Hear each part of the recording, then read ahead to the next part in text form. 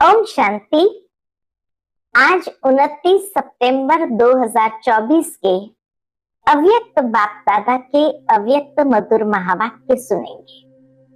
ये अव्यक्त मधुर महावाक्य अव्यक्त बाप दादा ने 3 फरवरी 2002 को सुनाए थे। मुरली का टाइटल है लक्ष्य और लक्षण को समान बनाओ, सर्व खजानों में संपन्न बनो, जिसमें आज बाबा सर्व खजानों के मालिक बन अपने खजानों से संपन्न बच्चों को देख रहे हैं।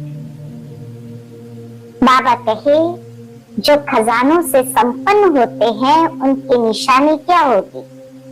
कि सदा प्राप्ति स्वरूप तृप्त आत्मा दिखाई देंगे। और ये खजाने अभी प्राप्त है, लेकिन ये भविष्य में भी अनेक जन्म साथ रहेगा। तो कौन से खजाने बाबा ने देखे? आज विशेष बाबा ने 5 प्रकार के खजाने बताए, जिससे हमें स्वयं को संपन्न करना है। तो पहला खजाना है ज्ञान का खजाना। ज्ञान के खजाने से बाबा कहे इस समय भी आप सभी मुक्ति और जीवन मुक्त स्थिति का अनुभव कर रहे हैं। बाबा कहे किससे मुक्त होना है? तो इस तमोगुनी पुरानी दुनिया के वायुमंडल से मुक्त, वाइब्रेशन से न्यारे अर्थात मुक्त। सभी आत्माएं बाबा कहे चिंताओं में है, तो आप सभी चिंताओं से मुक्त, दुख से मुक्त, अशांति से मुक्त और जीवन में रहते हुए बुराइयों के बंधनों से मुक्त, व्यर्थ संकल्प के तूफानों से मुक्त। तो बाबा कहे ऐसी मुक्ति का अनुभव करते हो। मुक्ति और जीवन मुक्ति इस ज्ञान के खजाने का फल है, प्राप्ति है। बाबा कहे चाहे व्यर्थ संकल्प आने की कोशिश भी करते हैं या नेगेटिव संकल्प भी आने की कोशिश करते, लेकिन ज्ञान अर्थात समझ, तो समझ के आधार से व्यर्थ संकल्प और नेगेटिव का काम है आना, और आप ज्ञानी तो आत्माओं का काम है इससे मुक्त, न्यारे और बाप के प्यारे रहना। तो ज्ञान के खजाने से मुक्ति, जीवन मुक्ति का अनुभव करना। तो दूसरा है योग का खजाना, जिससे बाबा कहे सर्व शक्तियों की प्राप्ति होती है। योग के खजाने द्वारा सर्व शक्तियां जमा है, क्योंकि बाबा कहे एक भी शक्ति अगर कम होगी तो समय पर धोखा दे देंगे। और आप सबका टाइटल भी है मास्टर सर्वशक्तिमान। बाबा जब पूछते हैं क्या बनना चाहते हैं, तो हर कोई कहेगा सूर्यवंशी बनना है, तो ये दृढ़ निश्चय है। तो बाबा कहे कोई भी शक्तियों की परसेंटेज भी कम नहीं होनी चाहिए, क्योंकि अगर सर्कमस्टेंस अनुसार, समस्या अनुसार परसेंटेज भी कम रह गई तो भी 14 कला बन जाएंगे।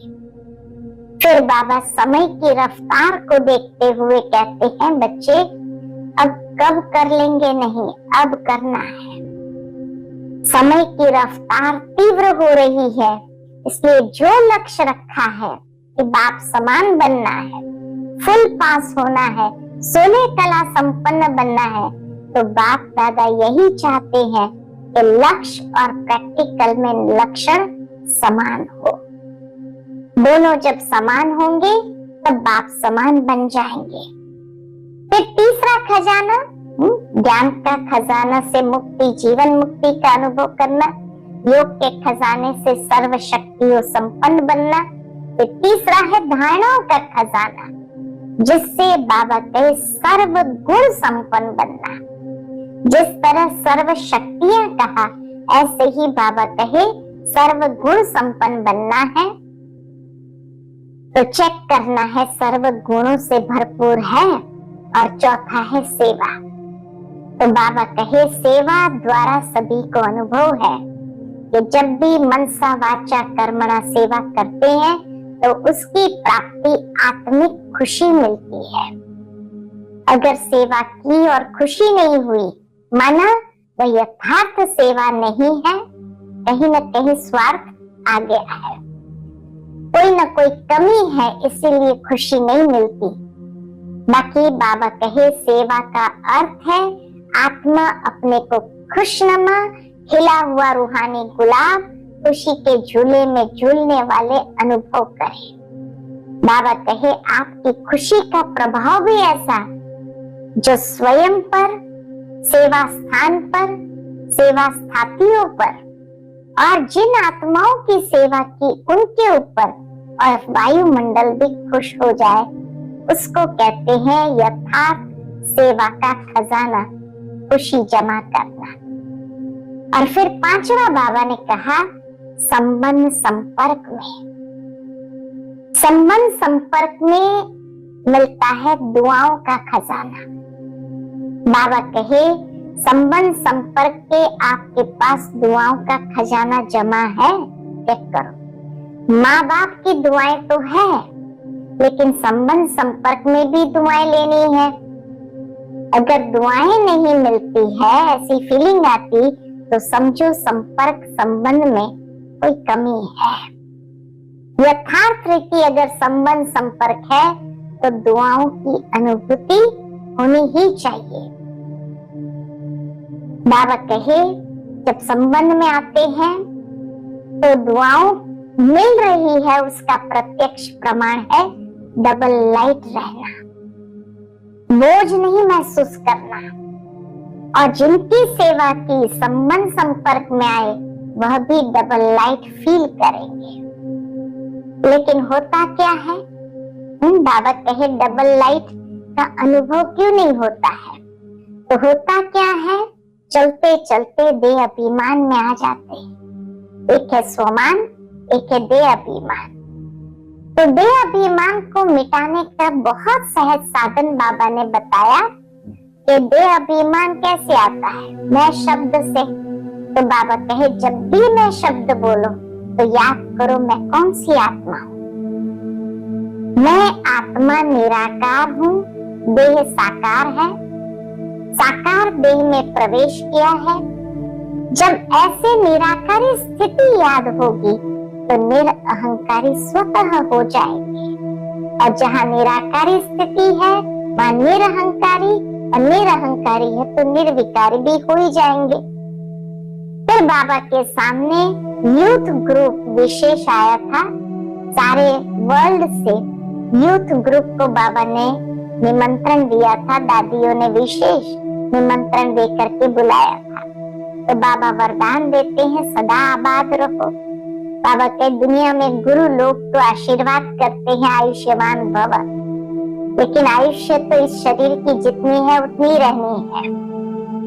तो बाबा शरीर को आयुष्यवान नहीं कहते हैं, लेकिन बाबा कहते हैं इस ब्राह्मण जीवन में सदा आयुष्यवान भव। बाकी दुनिया के हिसाब से तो लोग यूथ को क्या समझते हैं, तो यूथ बहुत जिद्दी होते हैं, जो सोचेंगे वह करेंगे, दिखाएंगे। लेकिन बाबा कहते हैं ब्राह्मण यूथ जिद्दी नहीं है, लेकिन अपनी प्रतिज्ञा पर पक्के रहने वाले, हटने वाले नहीं, दृढ़ संकल्पधारी है। तो बाबा के रोज अमृत वेले जो प्रतिज्ञा की है उसको रिवाइज करो, दोहराओ और चेक करो। ये नहीं कि यहाँ तो चेक किया फिर वहां जाने के बाद कहें बाबा माया आ गई, समस्या आ गई। बाबा कहे आप तो समस्याओं के समाधान स्वरूप हो, विजयी रत्न हो। ब्राह्मणों के मस्तक पर बाबा ने विजयी का तिलक अमर लगा दिया है, तो अमर भव के वरदानी है। तो बाबा याद दिलाते हैं कभी भी संस्कारों के वश नहीं होना है। समझो कि ये संस्कार मुझ ब्राह्मण आत्माओं के संस्कार नहीं है। फिर बाबा ने काम दिया कुमारों को।